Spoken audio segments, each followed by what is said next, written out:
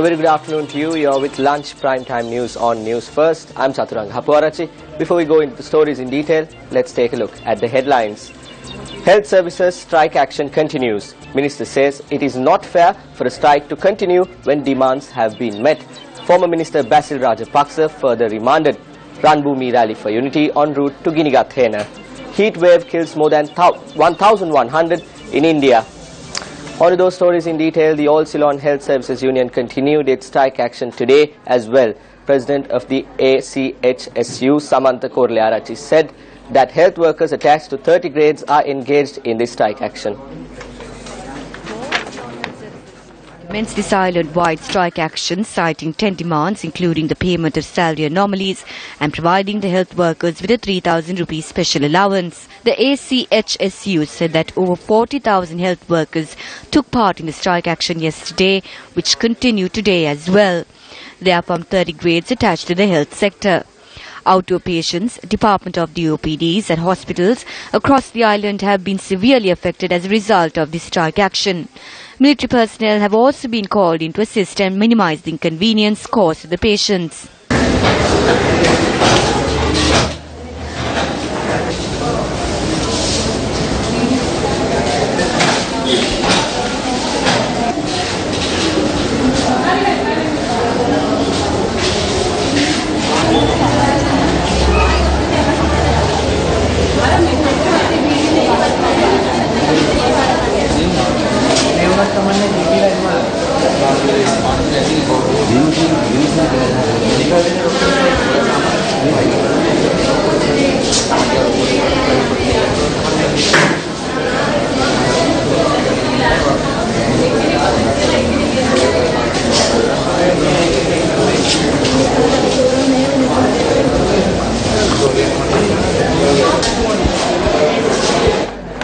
Meanwhile, the All Ceylon Health Services Union launched a demonstration in Colombo today. News First Nadim Majid reports.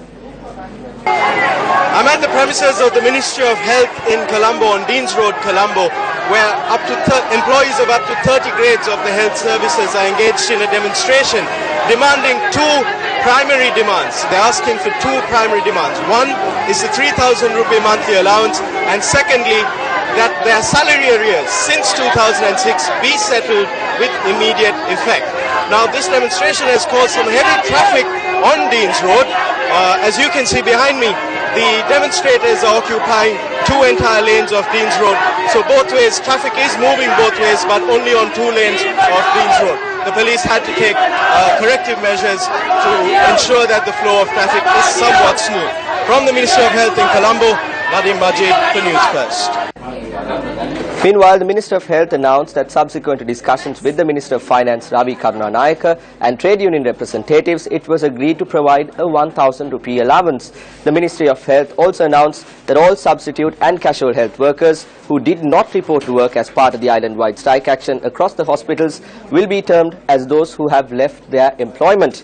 Issuing a communique, the Ministry of Health said that immediate disciplinary measures would be taken against these employees. The ministry also instructed the hospital authorities to not permit any employee who had not reported for duty to remain in the hospital.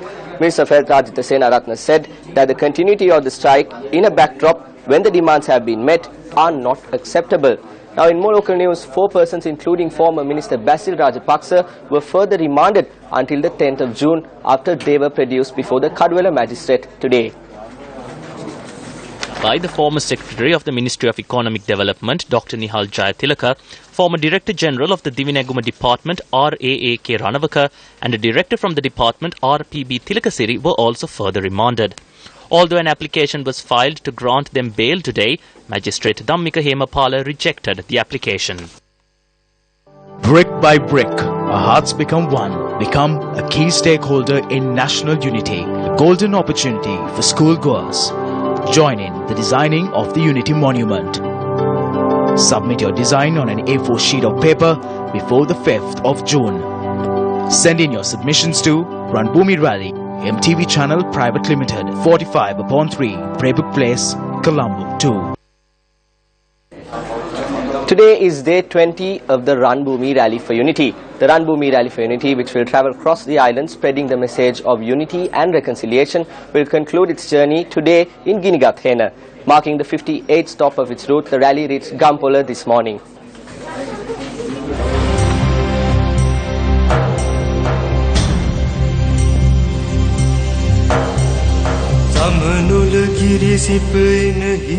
The Ranbhoomi Rally, aimed at raising awareness of coexistence for future generations, commenced its journey today from the town of Gampola.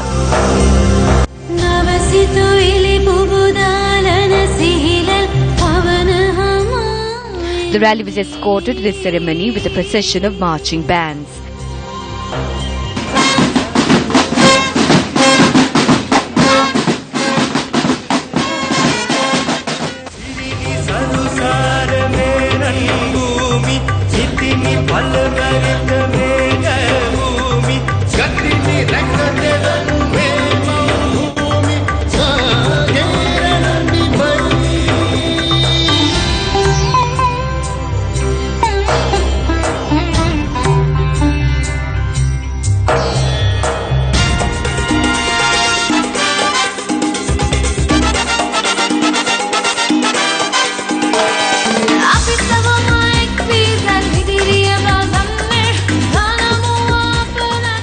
The people of Gampola came together and joined hands with the nation's development through coexistence.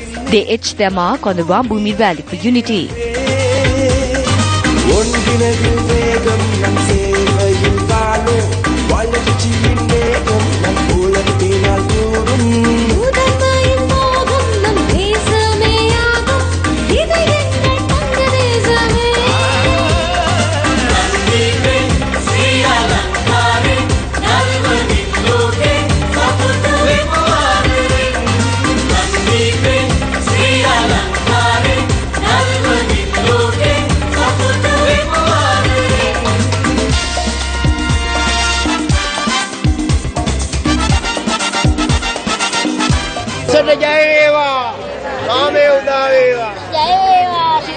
රටටම කිරීති වේවා කියලා ප්‍රාර්ථනා කරනවා ගම්පල ජනතාව වෙනුවෙන්.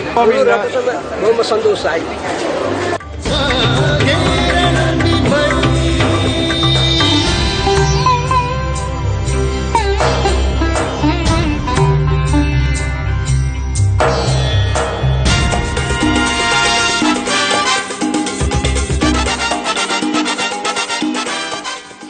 Later, the Ranbhoomi Rally for Unity bid farewell to Gampola and headed towards Navalapitiya.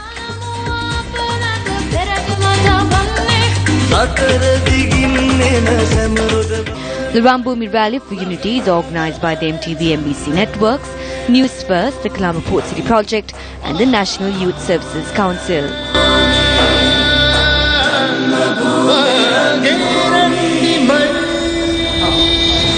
The Ranbhoomi Rally is heading towards Ginigathena after arriving in Navalapitiya. We are now joined by Newsfirst Siddharth Kotian, who is travelling with the convoy for the latest. Tremendous turnout. It's given us just to list this tremendous marching parade that we have down the main street right opposite the main bus stand here in Navalapitiya. We have 4 marching bands, 4 troops of dancers, then the dignitaries, which comprise of members of the Youth Council, Divisional Secretariat, the police and a motorcycle escort, and finally towering over the crowd is our main float with the message of the Ranbhoomi Rally for Unity. Behind that is another police jeep, followed by hundreds of children waving flags. You can see this entire parade is comprised of children setting the example, setting the agenda for this entire country and sending a very strong message against divisive politics and for a more inclusive Sri Lanka. You can see that they're of all ages, and because of them, they're drawing a crowd in the thousands. This is by far one of the larger, much larger audiences that we've had, and we're all tremendously excited to be here.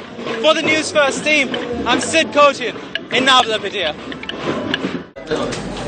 Leader of the JVP, Anurakumara Disanayaka, made the following views speaking at an event titled End of 100 Days, a Journey for the Country, held in Kurunegala. We are a political movement with an independent political journey. However, if we are to work together with the United National Party in order to achieve something for the country, we will not hesitate to speak. We are prepared to even talk with President Maithripala Sirisena for the country. That is our politics. Sajith Premadasa, the Minister of Housing and Samurdhi, attended two separate events in Lunugambehera, Hambantota. The event was held to declare open the carpeted Deerbandiya Road in Kudagammana Paha in Lunugambehera as another phase of the project undertaken by the Ministry of Housing and Samurdhi to renovate 52 roads in the Hambantota district. The responsibility of the opposition is to be the voice of the masses. They need to struggle to obtain relief for them. However, when you look at the current political scene, what you witness is a comedy.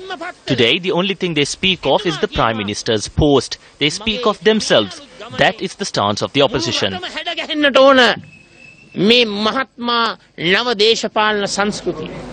Held in celebration of laying the foundation stone of the proposed 4 million rupee laboratory in the Lunugambehera Kudagammana Paha Mahanagapura Vidyalaya.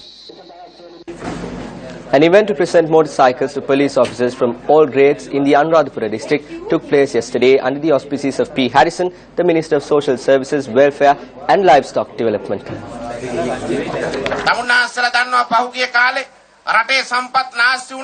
You are aware of the waste of public resources that took place in the past. Even in a backdrop where the economy of the nation was in pieces, we as the government are committed to fulfill the promises that we made to you. 1,650 police officers were presented with motorcycles at the event held at the Salgadu grounds in Anuradhapura. Welcome back to Lunch Prime Time News. You're with News First. In sports news, acting on an indictment by the US Justice Department, Swiss police arrested 6 top FIFA officials during an overnight raid on charges of corruption. In all, up to 14 FIFA officials are expected to be named in the indictment when it is unsealed in a federal court in New York.